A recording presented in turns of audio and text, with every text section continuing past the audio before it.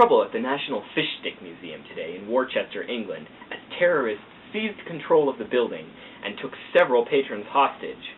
Their demands were for a semi-truck to take them, along with over half the museum pieces, to a nearby airport. However, an elite branch of the British police was quickly dispatched and was successful in neutralizing all terrorists with no innocent loss of life. Meanwhile, in Washington, Senator Jeffrey Malcolm has proposed a new bill banning cup holders in the front seats of automobiles. Malcolm claims that a large number of accidents are due to drivers taking their hands off the wheel and eyes off the road to reach for their beverages, and that, if his bill is passed, the accident rate in the U.S. should drop by at least 45%, and the Senate is expected to vote on this today. In other news, officials at the Pacific Nuclear Research Facility have denied the rumor that a case of missing plutonium was in fact stolen from their vault 2 weeks ago. A Libyan terrorist group had claimed responsibility for the alleged theft. However, officials now attribute the discrepancy to a simple clerical error, and the FBI, which is still investigating the matter, had no comment.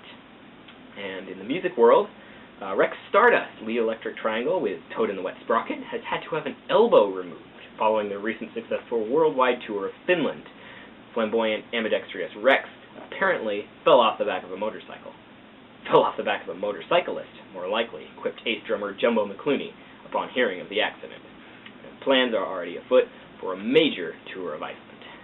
Divorced after only 8 minutes, popular singing star Charisma changed her mind on the way out of the registry office when she realized that she had married one of the donkeys by mistake. Evening before, in LA's glittering night spot, the Abattoir, she had proposed to drummer Reg Abbott of Blind Drunk. But when the hangover lifted, it was Keith Sly of the Donkeys who was on her arm in the registry office. Keith, who was too ill to notice, remained unsteady during the short ceremony and, when asked to exchange vows, began to recite names and addresses of people who also used the stuff. However, Charisma spotted the error as Keith was being carried into the wedding ambulance and became emotionally upset. However, the mistake was soon cleared up, and she stayed long enough to consummate their divorce. Dead Monkeys are to split up again, according to their manager, Lefty Goldblatt. They've been in the business now 10 years, 9 as other groups. Originally Dead Salmon, they became for a while Trout. Then Fried Trout, then Poached Trout in white wine sauce, and finally Herring. Splitting up for nearly a month, they reformed as Red Herring, which became Dead Herring for a while, then Dead Loss, which reflected the current state of the group. Splitting up to get their heads together, they reformed a fortnight later as Heads Together, a tight little name which lasted them through a difficult period while their drummer was suspected of suffering from death. It turned out to only be a rumor, and they became Dead Together, then Dead Gear, which turned to Dead Donkeys, Lead Donkeys, and the inevitable split up. After nearly 10 days, they reformed again as Soul Marinara, and then Dead Soul, Rock Cod, Turbot, Haggis, White Based. The places, fish, bream, mackerel, salmon in a white wine sauce, salmon marinara, and Helen Chaparno. This last name, their favorite, had to be ditched after its injunction, and they were split up again. When they reformed, after a record-breaking 2 days, they ditched the fishy references and became Dead Monkeys, a name which they stuck with for the rest of their careers. And now, nearly a fortnight later, they've finally split up again. And on a few final notes, Jaws 5 is now in production. Another one of the Great Pyramids has gone missing, and Arthur Jackson has been spotted at the Home Depot looking at sheds. Thank you.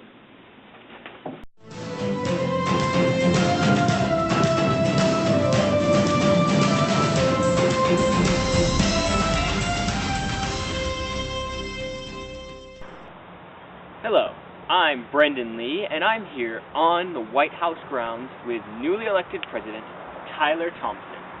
President Thompson, pleasure. The pleasure is all mine, sir.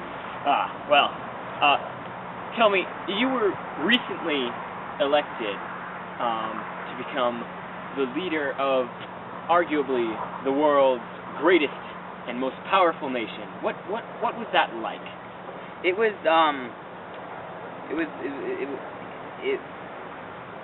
very touching that the people wanted to vote for me, and not that crummy little old man. And you might be asking why maybe the most powerful man in the whole entire world is dressed so casually. Well, I was on a jog, and this young fellow, Brendan Lee, caught me on my afternoon jog, and asked you to do the interview? yes, and asked me to do this interview. Tell me, President Thompson, there's been a lot of rumors floating around that you do not actually write your speeches. Well, that isn't entirely true. I write a little bit, and then I act on what I've already written. So, yes, well, the rumors that were floating around were that others wrote your speeches for you because you did not even, in fact, understand politics. Who told you that? It's just one of the rumors of the media that's been floating around. Well, I do not have other people write for me. I write, and then, and then I, act on my speeches, and I kind of improvise a little bit. So, what are your plans for the budget this year? One of the big issues that you were saying was you were going to greatly balance the budget without raising taxes. How do you plan to do this? To open more gold mines, but not so much that the value of gold will decrease, but so much as that we will be able to balance our debt that we owe. That is good thinking. I don't believe that anyone has ever tried that before, so that certainly is an original idea. Or opening more industries.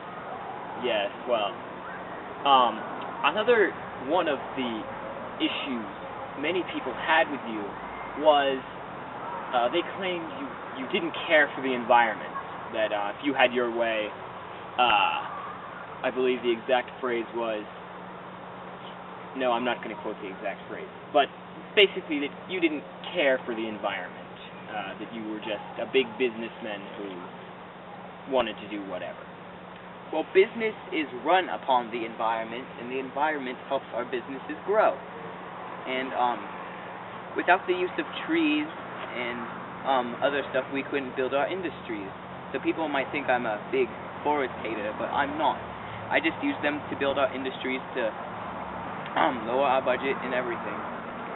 Well, this has certainly been a wonderful experience for me, and I'm sure for all the viewers. So once again, I want to thank you for coming here. It has really been a pleasure.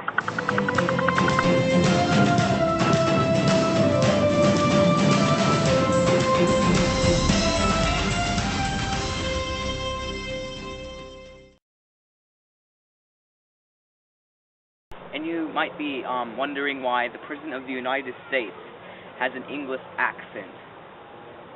But that's kind of unexplainable, because